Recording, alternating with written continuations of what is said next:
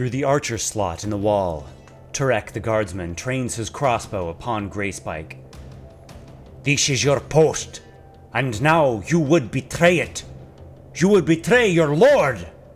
Greyspike clenches his iron fists and shouts, Karaq is my lord, no more.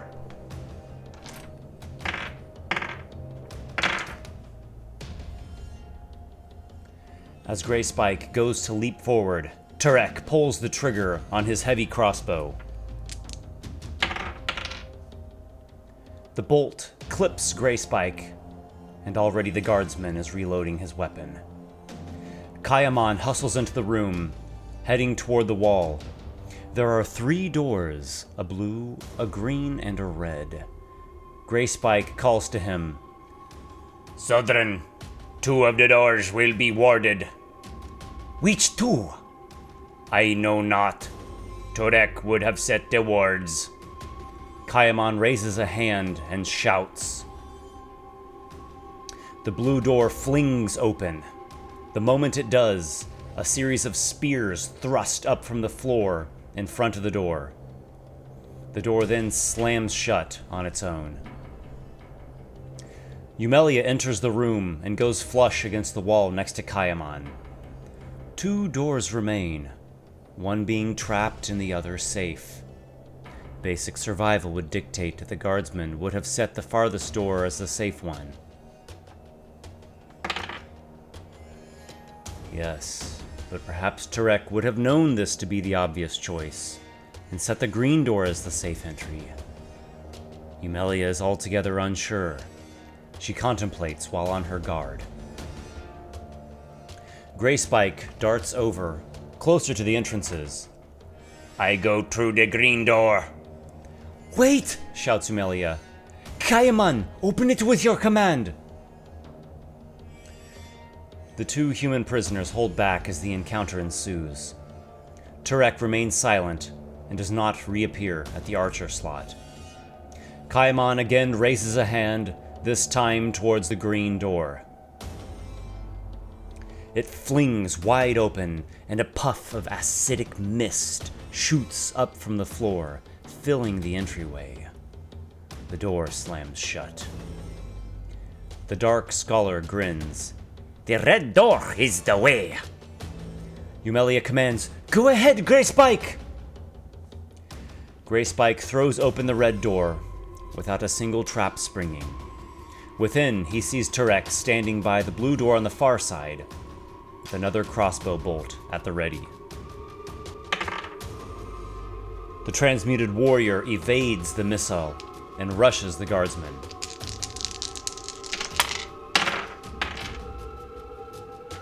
His blows leave Karaq battered and breathing heavily. No! Shouts Karaq. She has enslaved you!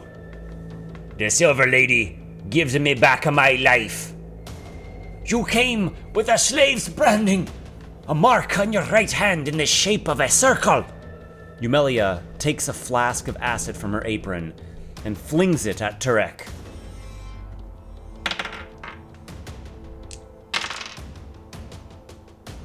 The earthenware shell smashes upon Karaq's face. He falls to the floor with a horrific howl.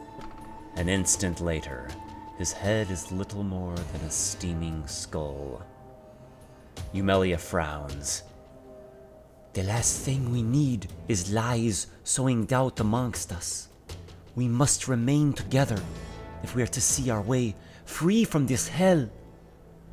Yes, says Kayamon. I know how much loathing you have for lies.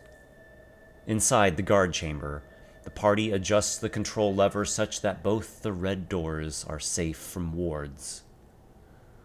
Onwards to the workshop they progress, with the 2 freed prisoners in tow.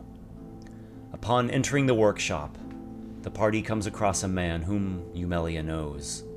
His name is Ranagar. He is a servant, a laborer, and an aspiring apprentice alchemist. His clothes are always dirty, his skin is tanned and greasy, and he has a hunched back. Ranagar is hastily filling a sack with various jars of alchemical components, containers of herbs, salts, powders, and liquids weigh heavy in the bag he is holding. Eumelia! His eyes bug as he spies the mistress of alchemy. Ranegar, what are you doing? Bantas told me to gather up the components for safe storage. He said that a dungeon break is underway, but you... Ranegar fumbles a flask in his pudgy fingers, and it crashes to the floor, spattering a yellowish sap onto his boot. Where is Bontis now? Ranegar nervously eyes Grey Spike, the Kashari warrior with hands of metallic barbs and scales. Don't hurt me! I didn't do nothing wrong. I only did what Bantas told me. Where is he? He's in the main room. Don't hurt us! Ranegar cringes as he speaks. Eumelia leads her party through a small, shrine-like room where several jars of the substance are brewing, and a circular fountain of pure water bubbles quietly. In the main room of the workshop, Eumelia finds Bontis. He is an experienced alchemist and a grim man who never smiles. He's wearing a dark violet tunic and an olive-colored mantle. When Eumelia spots him near one of the work tables, he squints in disbelief. Eumelia, you are part of this dungeon break. In his hand, Bontis is holding a round phial of translucent silvery fluid.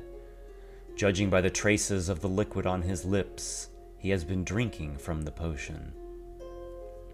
What you see is the truth. But this is more than a dungeon break. This is a liberation. You are chasing a fool's dream, a lethal illusion. There is no escaping Lord Karaq without his leave. Oh, but you're wrong. I have witnessed the power of this substance just now. Eumelia gestures to Grey Spike. No one can stop this warrior, not even Karaq himself. Bontis stares on with cold eyes. What Karaq has made, he can unmake. He is a master of alchemy. And what makes you so certain he can unmake what I have made? Because he taught you all that you know. Ha! There are many secrets to be found in these scrolls and books. I doubt Karaq has learnt every last one of them. Bontis takes a long draw from the potion in his hand and says, We shall see. I am not the only one who worked in secret. I know you have flasks of your own at the ready. Alchemical weapons and elixirs. Give them to me! Bontis looks over Eumelia's party. You have me at a great disadvantage, Eumelia. It must feel intoxicating to wield power, whereas before it was held over you.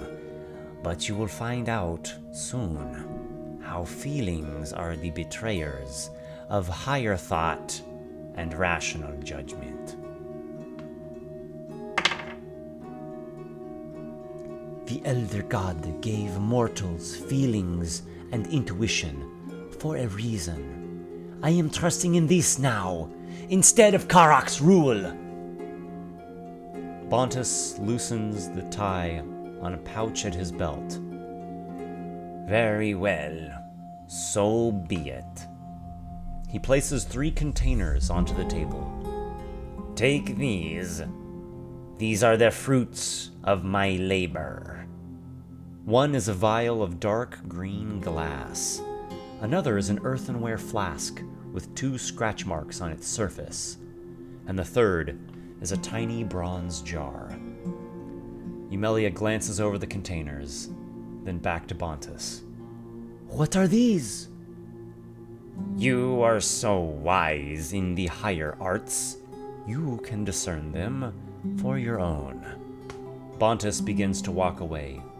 I don't have time to test and identify them. Tell me what these are. You forced gifts from me, but I shall give you nothing more. Grey Spike, break his arm. Grey Spike strides over to Bontus, who does not attempt to flee. He grabs the alchemist's skinny arm with his great claws. Tell the Silver Lady. Bontus's eyes gaze calmly towards the transmuted warrior. I have nothing more to say. Grey Spike twists and jerks the man's arm. It dislocates and bends in an awful way, yet it does not break. The Kashari seizes a different hold on the alchemist and yanks with all his incredible strength. Bontus's limbs contort in bizarre ways. His body flows and warps, slithering down like a squid. He reaches the floor and continues to deform. Like an ooze, he puddles away from his pile of loose clothing.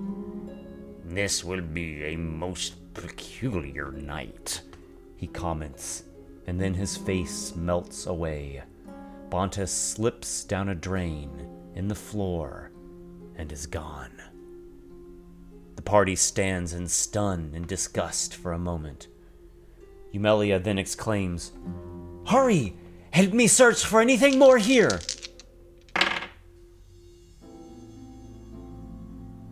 From all the cabinets, shelves, and boxes, Eumelia uncovers only a single item, a catalyzing solution.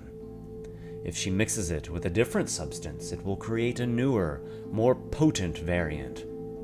She looks over the 3 containers Bontus set on the table.